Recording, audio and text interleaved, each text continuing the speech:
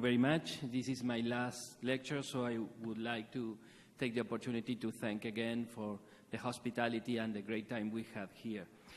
I will speak about all unreduced glenohumeral dislocations, and I am not happy to speak about this because this is a failure of medicine. So unfortunately, I got many cases in the last 30 years. You can see here that these are two unreduced dislocations, but on the left side you see a case that has just 24 hours, and on the other side you see a case that has 1 year. There is not a good definition for unreduced dislocations. Both are unreduced dislocations, but you can see many differences on the X-rays between both cases. Every time we have a dislocation, there is an inflammation to begin, and we expect that the next steps, repair and remodeling, will be done with the head again in the socket.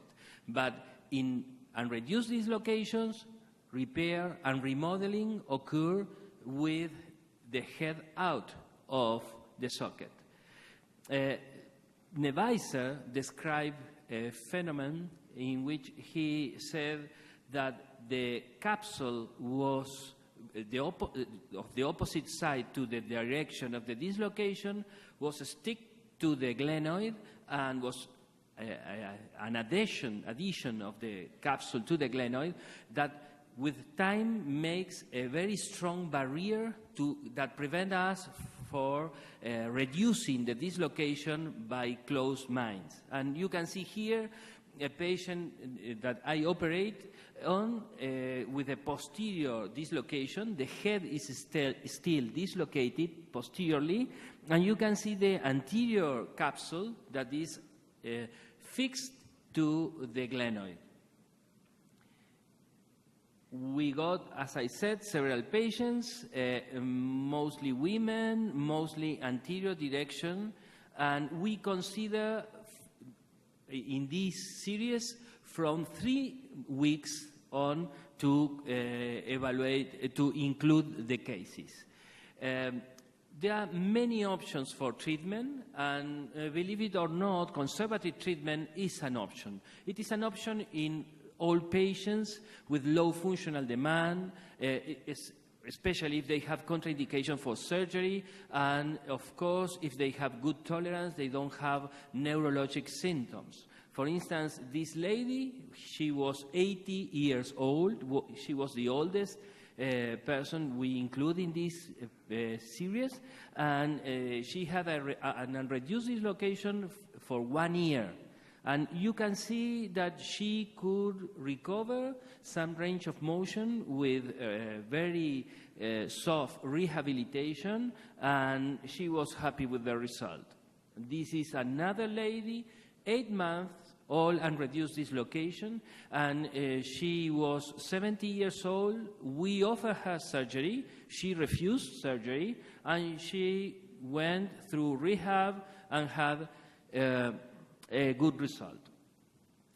Close reduction is another option. Of course, we always do close reduction under general anesthetic and in the operating room, with everything organized to go ahead with the open surgery if it is necessary. We consider that we should indicate this, or we should attend reducing by closed minds the dislocation if this disease has less than 6 weeks, if there is no osteoporosis because there is some dangers of producing a proximal humeral fracture. If there is a cephalic defect, it should be less than 20%. We see here a case of a dislocation that had 1 month, and we were able to reduce it, and it was not necessary to go ahead with surgery. But many times we need to move to open reduction, especially if we have more than 6 weeks, if we cannot put the head back on the socket, or if we can, but it is coming out again and again. This was one of our cases. We just went to an open surgery, an open procedure with a good result. This was a very interesting case, a doctor who had a dislocation of the humerus, and as you can see, there is also a greater tuberosity displaced fracture. This doctor underwent surgery, and this was the result. The surgeon did a good job with the greater tuberosity, but as you can see, the head is not completely concentric in relation with the glenoid. And on the CT scan, you can see that the head is almost dislocated. And this doctor performed a second surgery and couldn't reduce the head, even though he made a big approach. So he asked me what could happen. And I asked him, where was the biceps tendon? And he said, I didn't see the biceps tendon. Well, the biceps tendon, we did the third surgery together. The biceps tendon was dislocated, but not medially, laterally, and was inside of the fracture. So he fixed the fracture, and the biceps stayed there. So we performed a tenotomy of the biceps, and we fixed it, and you can see now the head in its place. Sometimes we need to add to open reduction grafting, especially when there is a cephalic defect between 20 to 40%, or when there is glenoid bone loss. This was the youngest patient we operated many years ago. She was 20 years old. She had epilepsy, and after one of the seizures, her head remained dislocated for 2 months. She had a glenoid defect, so we performed a head and hyphenate procedure with a iliac crest graft, and at that time we saw a paper by Neviser who was using a screw through the glenoid, through the joint, to fix it. We were not eager to put on a screw, but we used a pin. I wouldn't do this now, but at that time we were beginning with our procedures, and the patient did good.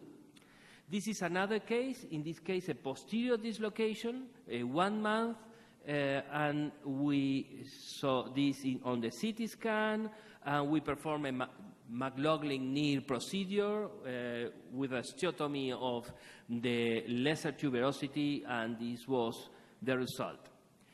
Sometimes it is necessary to move ahead to arthroplasty when the articular cartilage is not in good shape. We consider that after 6 months, the shape of the cartilage is not good, and always when there is a cephalic defect that is more than 40%.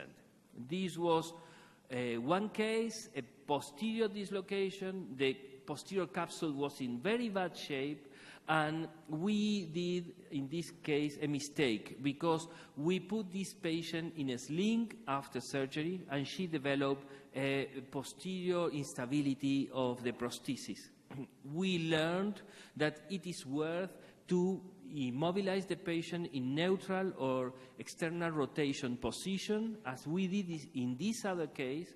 This was a 44-year-old man who had the posterior dislocation for 6 months, so we performed a hemiarthroplasty, but as you can see, we put him in a plaster for 6 weeks. We took out the plaster after 6 weeks, and we got, fortunately, a good result.